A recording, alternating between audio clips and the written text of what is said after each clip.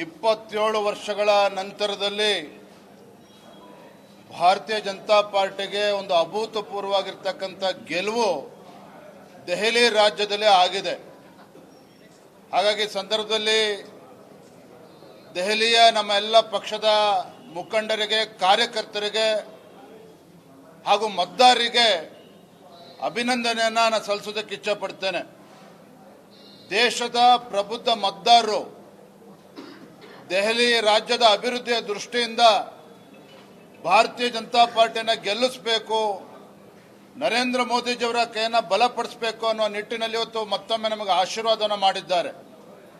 ಇದರ ಜೊತೆಗೆ ಯಾವ ಆಮ್ ಆದ್ಮಿ ಪಕ್ಷ ಭ್ರಷ್ಟಾಚಾರದ ವಿರುದ್ಧ ಆಂದೋಲನವನ್ನು ಮಾಡಿ ದೆಹಲಿ ರಾಜ್ಯದಲ್ಲಿ ಅಧಿಕಾರಕ್ಕೆ ಬಂದಿತ್ತು, ಅದರ ಆಮ್ ಆದ್ಮಿ ಪಾರ್ಟಿಯ ಅರವಿಂದ್ ಕೇಜ್ರಿವಾಲರ ಮುಖವಾಡ ಇವತ್ತು ಕಳಚಿ ಬಿದ್ದಿದೆ.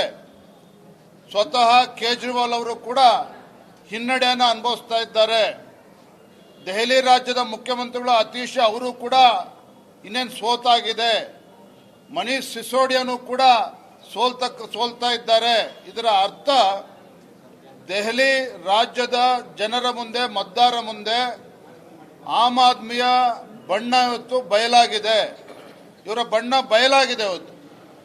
ಯಾವ ಕೇಜ್ರಿವಾಲ್ ಅವರು ಸ್ವತಃ Aam Aadmi party liquor gate scandal ಅಲ್ಲಿ ಸಿಗಾಕೊಂಡು ಮಂತ್ರಿಗಳು ಜೈಲಿಗೆ ಹೋದ್ರು, ಸ್ವತಃ ಅರವಿಂದ್ ಕೇಜ್ರಿವಾಲ್ ಅವರು ಜೈಲಿಗೆ ಹೋದ್ರು, ಸಚಿವರು ಜೈಲಿಗೆ ಹೋದ್ರು.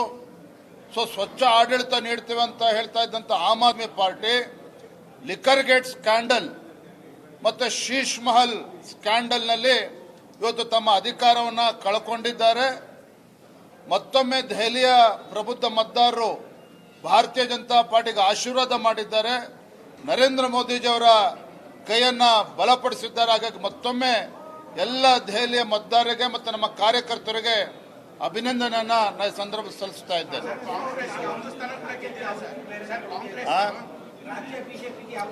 ಅವರೇನೋ ಕೇಳ್ತಾವ್ರೆ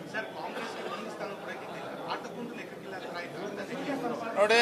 ಕಾಂಗ್ರೆಸ್ ಪಕ್ಷ ಹ್ಯಾಟ್ರಿಕ್ ಸಾಧನೆ ಮಾಡಿದೆ. ಅಂದರೆ ಸತತವಾಗಿ 3ನೇ ಬಾರಿಗೆ ಶೂನ್ಯ ಸಂಪಾದನೆಯನ್ನ ದೆಹಲಿಯಲ್ಲಿ ಕಾಂಗ್ರೆಸ್ ಪಕ್ಷ ಮಾಡಿದೆ.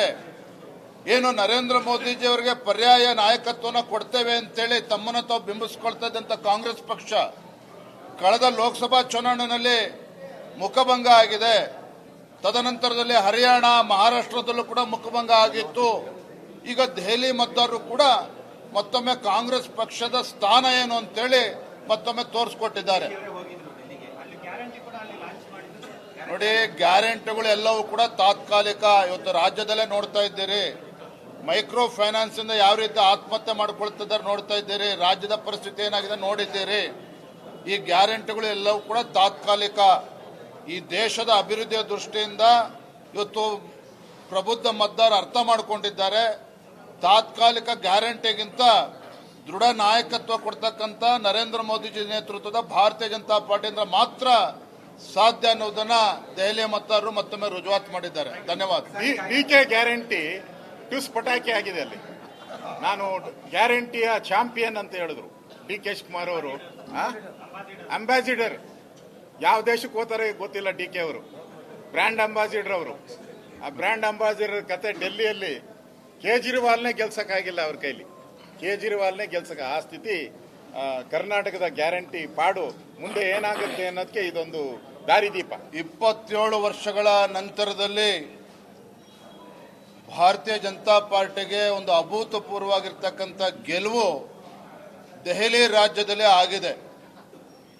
ಹಾಗಾಗಿ ಸಂದರ್ಭದಲ್ಲಿ ದೆಹಲಿಯ ನಮ್ಮ ಎಲ್ಲ ಪಕ್ಷದ ಮುಖಂಡರಿಗೆ, ಕಾರ್ಯಕರ್ತರಿಗೆ ಹಾಗೂ ಮತದಾರರಿಗೆ ಅಭಿನಂದನೆಯನ್ನು ನಾನು ಸಲ್ಲಿಸೋದಕ್ಕೆ ಇಚ್ಛಪಡ್ತೇನೆ.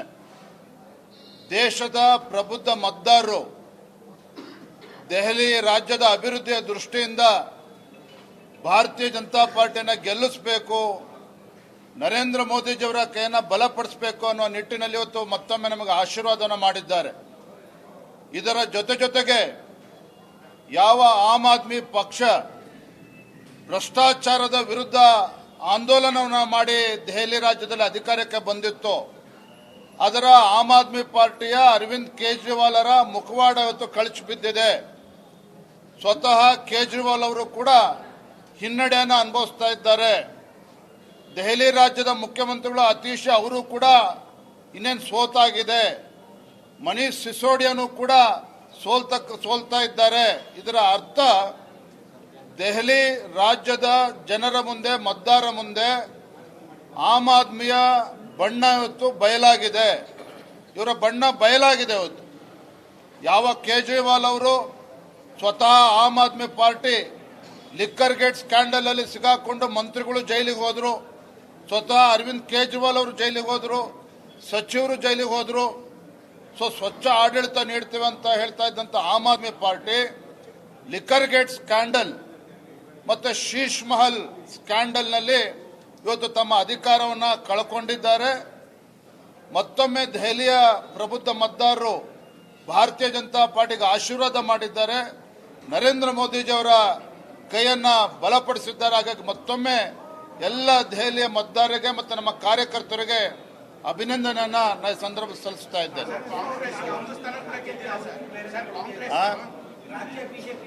ನೋಡಪ್ಪ, ಅವರೇನೋ ಕೇಳ್ತಾವ್ರು. ನೋಡಿ, ಕಾಂಗ್ರೆಸ್ ಪಕ್ಷ ಹ್ಯಾಟ್ರಿಕ್ ಸಾಧನೆ ಮಾಡಿದೆ. ಅಂದರೆ ಸತತವಾಗಿ 3ನೇ ಬಾರಿಗೆ ಶೂನ್ಯ ಸಂಪಾದನೆಯನ್ನ ದೆಹಲಿಯಲ್ಲಿ ಕಾಂಗ್ರೆಸ್ ಪಕ್ಷ ಮಾಡಿದೆ. ಏನು ನರೇಂದ್ರ ಮೋದಿಜಿ ಅವರಿಗೆ ಪರ್ಯಾಯ ನಾಯಕತ್ವನ ಕೊಡ್ತೇವೆ ಅಂತೇಳಿ ತಮ್ಮನ್ನು ತಾವು ಬಿಂಬಿಸ್ಕೊಳ್ತಾ ಇದ್ದಂತ ಕಾಂಗ್ರೆಸ್ ಪಕ್ಷ ಕಳೆದ ಲೋಕಸಭಾ ಚುನಾವಣೆಯಲ್ಲಿ ಮುಖಭಂಗ ಆಗಿದೆ. ತದನಂತರದಲ್ಲಿ ಹರಿಯಾಣ, ಮಹಾರಾಷ್ಟ್ರದಲ್ಲೂ ಕೂಡ ಮುಖಭಂಗ ಆಗಿತ್ತು. ಈಗ ದೆಹಲಿ ಮತದಾರರು ಕೂಡ ಮತ್ತೊಮ್ಮೆ ಕಾಂಗ್ರೆಸ್ ಪಕ್ಷದ ಸ್ಥಾನ ಏನು ಅಂತೇಳಿ ಮತ್ತೊಮ್ಮೆ ತೋರಿಸ್ಕೊಟ್ಟಿದ್ದಾರೆ. ನೋಡಿ, ಗ್ಯಾರಂಟಿಗಳು ಎಲ್ಲವೂ ಕೂಡ ತಾತ್ಕಾಲಿಕ. ಇವತ್ತು ರಾಜ್ಯದಲ್ಲೇ ನೋಡ್ತಾ ಇದ್ದೀರಿ, ಮೈಕ್ರೋ ಫೈನಾನ್ಸ್ ಇಂದ ಯಾವ ರೀತಿ ಆತ್ಮಹತ್ಯೆ ಮಾಡ್ಕೊಳ್ತಿದ್ದಾರೆ ನೋಡ್ತಾ ಇದ್ದೀರಿ. ರಾಜ್ಯದ ಪರಿಸ್ಥಿತಿ ಏನಾಗಿದೆ ನೋಡಿದ್ದೀರಿ. ಈ ಗ್ಯಾರಂಟಿಗಳು ಎಲ್ಲವೂ ಕೂಡ ತಾತ್ಕಾಲಿಕ. ಈ ದೇಶದ ಅಭಿವೃದ್ಧಿಯ ದೃಷ್ಟಿಯಿಂದ ಇವತ್ತು ಪ್ರಬುದ್ಧ ಮತದಾರ ಅರ್ಥ ಮಾಡಿಕೊಂಡಿದ್ದಾರೆ. ತಾತ್ಕಾಲಿಕ ಗ್ಯಾರಂಟಿಗಿಂತ ದೃಢ ನಾಯಕತ್ವ ಕೊಡ್ತಕ್ಕಂಥ ನರೇಂದ್ರ ಮೋದಿಜಿ ನೇತೃತ್ವದ ಭಾರತೀಯ ಜನತಾ ಪಾರ್ಟಿಯಿಂದ ಮಾತ್ರ ಸಾಧ್ಯ ಅನ್ನೋದನ್ನ ದೆಹಲಿಯ ಮತದಾರರು ಮತ್ತೊಮ್ಮೆ ರುಜುವಾತು ಮಾಡಿದ್ದಾರೆ. ಧನ್ಯವಾದ. ಡಿಕೆ ಗ್ಯಾರಂಟಿ ಟುಸ್ ಪಟಾಕಿ ಆಗಿದೆ. ಅಲ್ಲಿ ನಾನು ಗ್ಯಾರಂಟಿಯ ಚಾಂಪಿಯನ್ ಅಂತ ಹೇಳಿದ್ರು ಡಿ.ಕೆ. ಶಿವಕುಮಾರ್ ಅವರು. ಅಂಬಾಸಿಡರ್ ಯಾವ ದೇಶಕ್ಕೆ ಹೋಗ್ತಾರೆ ಗೊತ್ತಿಲ್ಲ. ಡಿ.ಕೆ. ಅವರು ಬ್ರ್ಯಾಂಡ್ ಅಂಬಾಸಿಡರ್ ಅವರು. ಆ ಬ್ರ್ಯಾಂಡ್ ಅಂಬಾಸಿಡರ್ ಕತೆ ಡೆಲ್ಲಿಯಲ್ಲಿ ಕೇಜ್ರಿವಾಲ್ನೇ ಗೆಲ್ಸಕ್ಕಾಗಿಲ್ಲ ಅವ್ರ ಕೈಲಿ. ಕೇಜ್ರಿವಾಲ್ನೇ ಗೆಲ್ಸಕ್ಕೆ ಆ ಸ್ಥಿತಿ. ಕರ್ನಾಟಕದ ಗ್ಯಾರಂಟಿ ಪಾಡು ಮುಂದೆ ಏನಾಗುತ್ತೆ ಅನ್ನೋದಕ್ಕೆ ಇದೊಂದು ದಾರಿದೀಪ.